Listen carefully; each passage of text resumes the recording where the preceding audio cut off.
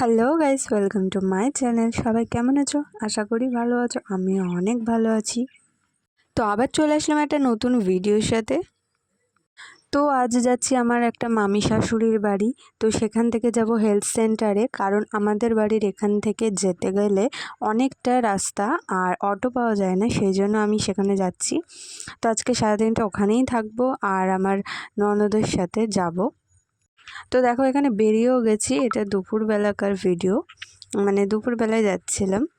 আর দেখো এই যে আমার এখানে আমি আর আমার ননদ হাঁটছি ছাতা নিয়ে। আর সেদিন প্রচুর রোদ্দুর ছিল, প্রচুর গরম, আর হাঁটতে তো খুবই কষ্ট হয়। এইটুকু তাও ঠিক আছে, আমাদের বাড়ির থেকে হাঁটতে গেলে আমার দম বেরিয়ে যায়। আর একেই অটো পাওয়া যায় না, খুবই বিরক্ত লাগে। তো সেই জন্য আমি বললাম যে ওকে যে আমাকে মামির বাড়ি দিয়ে আসো, আমি ওখান থেকেই যাব, একটু সুবিধা হবে। তো দেখো আমরা এখানে পৌঁছেও গেছি, আর এখানে ভিডিও করছিলাম, আর লোকজন ছিল তো সেই জন্য লজ্জা লাগছিল। আর আমার যা কাজ ছিল হয়ে গেছে। আজকে কোনো মাসি টাসি ছিল না, কারণ আজকে কোনো ইঞ্জেকশন হচ্ছিল না। আর আমার ইঞ্জেকশন তো অনেক আগেই হয়ে গেছে। তো আমার কার্ডে কিছু রিপোর্টগুলো, মানে যে রিপোর্টগুলো এতদিন করানো হয়েছিল সেই রিপোর্টগুলো কার্ডে লিখলো।